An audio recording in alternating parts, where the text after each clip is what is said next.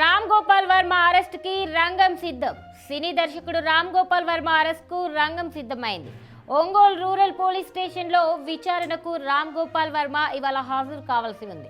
కానీ ఆయన విచారణకు హాజరు కాకపోవడంతో పోలీసులు సీరియస్ యాక్షన్ తీసుకునేందుకు సిద్ధమయ్యారు.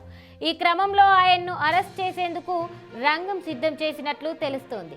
ఒంగోలు పోలీసులు హైదరాబాద్లోని వర్మ నివాసానికి వెళ్లారు. మరికొద్ది సేపట్లో అరెస్ట్ చేసి మద్దిపాడు పిఎస్కి ఆర్జీవీని తరలించే అవకాశం ఉంది.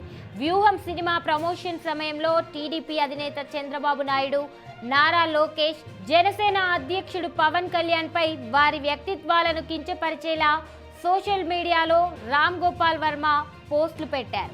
అయితే ఏపీలో ఎన్డీఏ కూటమి ప్రభుత్వం అధికారంలోకి వచ్చిన తర్వాత ప్రకాశం జిల్లా మద్దిపాడు మండలం టీడీపీ ప్రధాన కార్యదర్శి రామలింగయ్య రామ్ గోపాల్ వర్మ, చంద్రబాబు, పవన్లపై పెట్టిన పోస్టులపై పోలీసులకు ఫిర్యాదు చేశారు.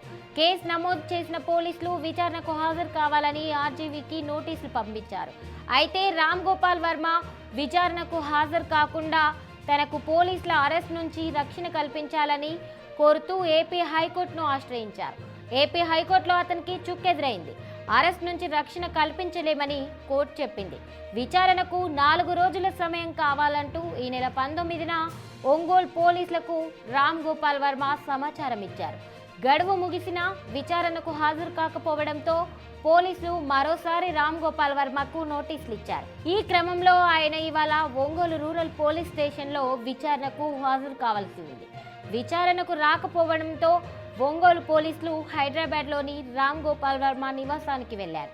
ఏ క్షణమైనా ఆయన అరెస్ట్ చేసే అవకాశం ఉన్నట్లు తెలుస్తోంది.